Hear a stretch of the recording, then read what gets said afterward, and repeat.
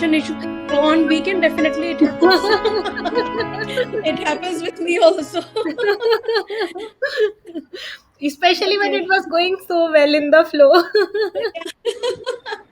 Anyways, it So sorry, you will have to repeat it. I'll start again and hi everyone. So we have Snigdha today here with us. She is the CEO and founder of Brewtech Marketing. We are very grateful that she has given us time today because she is here to inspire many young people to start their own businesses like she has. And the aim of this podcast is that if she can do it, it should inspire many other people to learn from her and be able to feel comfortable to start something on their own too if they want to. So let's get started.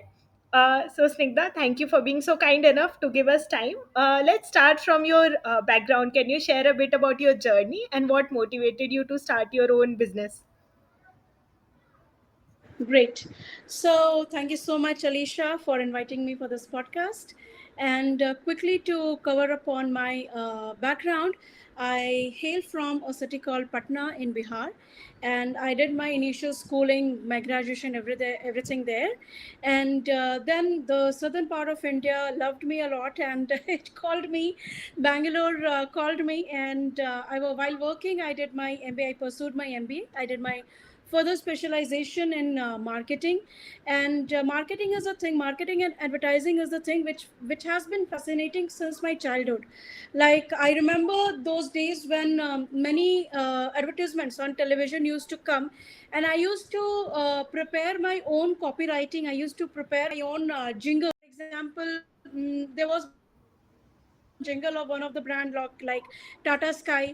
In between, they had mentioned this particular punchline, "पूछने में क्या जाता है," right? So it basically motivates you in every walk of life. पूछने में क्या जाता है, what will happen, max to max you will get to hear no, but what if you somebody says yes? So then I got into the thought process, like, okay, when they are able to motivate others, I can also do certain things where even to my small society also, with my contribution, with my ideation, with my effort, possibly it will be I will be able to give some good notes for people to remember and incorporate and follow. Apart from that, my father was also a very good marketeer. He was into sales and marketing, and also he was a homeopathy practitioner. So his when I used to see him struggling or finding out ways to manage his life and the family life, that used to fascinate me a lot. So these are the two driving factors which motivated me. Okay, you can also inspire others. There are ladders, but you need to climb upon it gradually. You don't have to be in hurry all the time. So yes, this is my background, and this is what motivated me That's basically. been amazing. So, Snigdha, you mentioned that you used to like some brands. So, which is your favorite brand currently that you like from a marketing perspective? So, Tata Sky पूछने में क्या जाता है is my all-time favorite as of now, because it helps me everywhere. So yeah, so there are certain jingles for others also. There are many things like Ayushman Bhava, like I don't remember which brand is having this jingle, but for LIC, when they used to promote their policies, when I was studying, this LIC used to say something like "Khush Raho" या something like that. So I used to tell to my mom that instead of it saying "Khush Raho," it should say "Ayushman Bhava." Okay. So this was even it's somewhere mentioned in my diary also. I used to maintain my marketing advertisement copywriting diary when I was in my college, so I have written it there also. I used to write many two liners, three liners as well. So I used to tell to my mom that if they will change this jingle to Ayushman Bhava, possibly people will like it. So I think either LIC or some other brand, they have mentioned, they have changed the jingle to Ayushman Bhava. So possibly some like-minded person would have got it changed.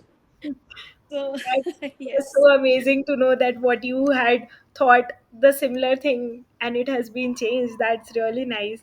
So, Snigdha, like you mentioned, marketing was a love from your childhood. It was something which was your passion, and you used to try to write one or two liners, you used to enjoy that. Even your dad is a marketeer. So, but did you have any other passions, or you knew from your childhood that marketing is what you would love to do for life? See, cooking is my all-time passion. I had thought initially this terminology brewtech, right? So with this brew, I wanted to open my own cafe. Oh. Then yes, so I went into maternity, and during that time I explore, I mean, I have been cooking for a long time, but that was the time when I got some time for myself also, along with my kid. So I used to do a lot of experiments. I used to brew many things. So that brewing concept actually came in my mind way back in 2015, 16, 17 types. So I used to discuss with my family, with my husband, like, okay, can I open a cafe by the name something, some funky name I will add to brew, but starting with brew. So that was his wise suggestion, that instead of going for that, this is your love for marketing. It's just that for some time you have taken a break, but not every time you're going to cook. You're not going to use all those cultural and all those things. So what suits you is marketing. Excel yourself in marketing. So I carried that name along, and now it is a Brewtech Marketing.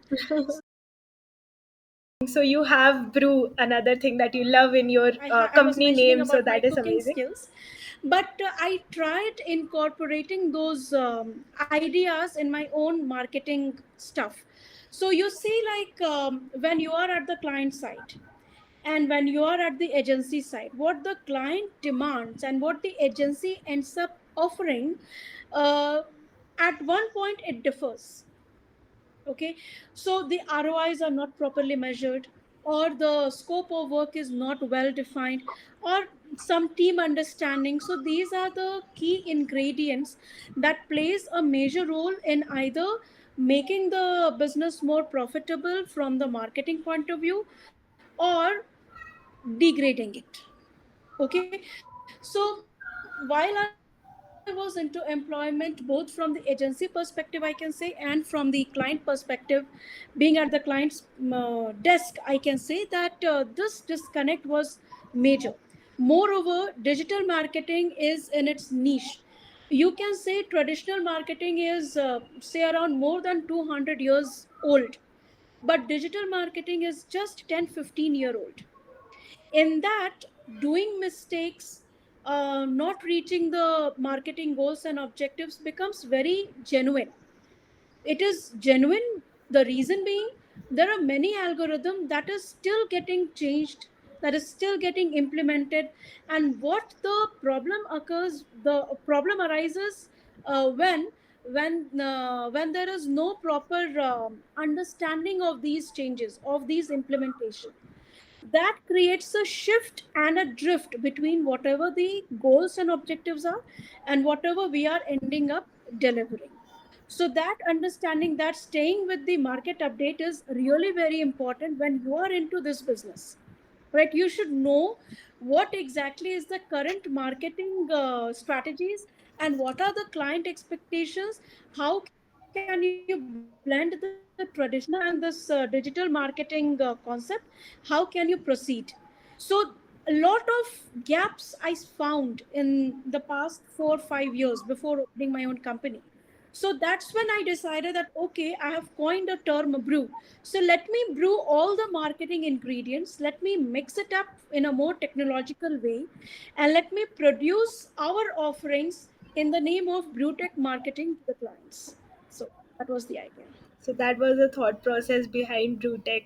That's amazing. You mentioned that there is a problem, like digital marketing is still evolving. Many algorithms are unknown, and there's a mismatch between what client wants and what the agency is providing. So you have mentioned the problem very beautifully. But what is the solution for it? How is BrewTech marketing able to tackle this and able to provide successfully what the client needs? Yes, see, the problem arises with us as well. The idea is we should not build We should not overhype our delivery in order to take the business. So we need to be really realistic, because the client will get hold of you. If you are giving a false commitment to the client will get hold of you after 3 months, 4 months, 5 months. Okay, where are the deliveries? Whereas we should understand this fact. I will talk a little bit about business also. And it is a very good platform for people to also understand. And whoever is sitting at the client place, it is a message for them also. See, if you are into an existing business, or if your website is not performing better, for example, if there is a business in education sector, for example, they must be into existence for 20 25 years, and they must be having one landing page for the online registration and things like that. But the website, what if the website is not properly optimized? SEO. Okay, correct. Website optimization, SEO plays a major role. It's not just okay, anyone can do SEO. No, it is a proper science, and it is a proper time and dedication that goes into it. Okay, so we at the marketing side, we should not build a false, we should not give a false commitment to the client, knowing that client does not understand much about digital marketing. That does not mean that I Yes. will take an So advantage also of I it. wanted to ask Nikda, for those who are starting out, how to actually get clients. Sometimes they may face difficulties in initially even bringing any clients without good brand. So how to do that?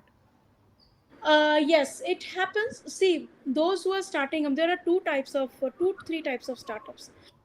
Those who are self-funded, those startups who have good money, and they know that okay, for 2 years at least, with this set of manpower, with this set of tools, we can manage. First of all, what is the kind of business that you are into? Okay, that is more important to see. If you are into, if you are opening up a e-commerce website, for that your set of requirements will be completely different. If you are getting into restaurant business, that is completely different. Technology, some, howsoever, whatever business, first you need to be clear on what exactly is your business going to offer. So you need to jot down your goals and objectives, your deliverables. You need to do a good market research on the market pricing, and what pricing are you going to offer, and what is the value addition that you are going to give as a startup to those clients.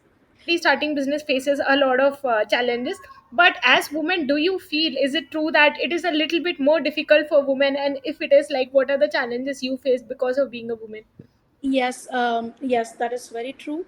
And I did face a lot of challenges financially, manpower point of view, because I remember very clearly when I started with my own project, although having 18, 19 years of experience, I was not able to retain the employees, the manpower for a long time. So the commitments what used to go to the client, although we were clear in our goals and objectives, but what commitments we used to give to the client in between, if the manpower used to leave the job, I used to end up giving all the deliveries to the client, because I never wanted to lose them. Okay, and as a startup, everybody knows that what challenges the startup faces. I will come back to this again after my second point. As a woman entrepreneur, people really find it very difficult to believe in you, right? Because they say, it is a typical mentality which I also came across very clearly, that you have your family, you have your personal commitment, so what about that, have you given on that? So that was the remark that I received. I was really taken aback, but yes, that was a challenge that I took up. That okay, listen, I will come back to you after few years. I know how to handle my personal life, and I know how to handle my professional life. So that balance I am only trying to set, but your such negative remark has further boosted me. So women, I as a woman, I know that these challenges are there. People generally try to preside over you, okay, with their demands, with their objectives, that okay, do this, else I will withdraw the project from you. This kind of conversation does happen. But when these people, only when they see that okay, I'm standing still. This is another message to women entrepreneur. Stand still, be firm, be courageous, be confident, be brave. So with these elements, if you're standing strong and you are looking forward to grow your business with your team, because your team, you can build it. Once again, you can build the team, and that team, when you will build, they will always be with you, because they will see you, they will look up to you. What How are you showcasing yourself, how are you projecting yourself into in front of people. So that way they will also develop their rapport with you. So you need to decide whether you want to fall down, you want to take the back seat, or you want to stand up and go ahead. So that courage you should have. If you have opened your own venture, see, for initial years, obviously the losses will be there. Yeah. But with your experience, with your expertise, once you will grow, nobody can stop you. Nobody, no force can stop you. That's such a strong message, and I hope it reinstills confidence in those who are watching, and gives them motivation to just stick through whatever challenges they are facing. One more thing, like as a woman entrepreneur, as I always mention that I was an employee also, I did come across certain scenario which is very painful for any woman, and I want to highlight it here, especially to those companies who try to recruit women basis on their marriage, basis on their personal life, basis on their kids. Okay, so funny, very funny interaction, HR round, I will mention, and that certainly we don't do in our company. I used to be questioned, okay, you're 27-year-old, so when are you planning to get married? So I used to say that that is my personal lookout. I cannot, I mean, that should not be a part of the question and answer. As far as you're looking for a commitment, I will give you the commitment that I will stay here based on my performance. If you will retain me, I will stay for a longer time. That commitment I can give you. And I was loyal to my work as an employee. Okay, that was one funny query, but still, many out of 10 interviews, 7 8 interviews used to go like this only. That's a high number. Yeah, Has it changed 7 8. over the years, or was it I during do your time? not see. I have brought that change in my company, so I will certainly say yes, it has changed. Yeah. I generally, in my team there are 90% women. That's So, amazing. Strong woman, a powerful eh, force. Yeah. some are getting married, some are already married. But it doesn't So matter. Yeah. it doesn't matter, because they are working and they are giving their best. They are, when they stood up with me in my area, in my phase when I was struggling, I'm still struggling. So they stood up with me. So it is my duty also to stand up with them, right, all through the time, till the time they wish to work with us. So that is one part. And in most of the interviews, like after marriage, when I used to go, I was questioned, when are you planning your family? After my first kid, I was questioned, when are When you planning second your kid. second child? So this Never is ends. very funny Yeah. and rubbish. Every corporate, this business they should come out of. They are interviewing a candidate based on your experience, based on your expertise. You have screened them based on their resume. You're calling those candidates to your office to further do the final judgment that, okay, I'm true to my commitment. You have no right to ask any woman about their personal life unless and until they are willing to say. So that is one part. And one thing I have seen one thing I have seen at a very micro level, and if boosted, it can boost the economy also. If you will give support to female, they will give more employment opportunity to others, and that encouragement will build a good, better society tomorrow.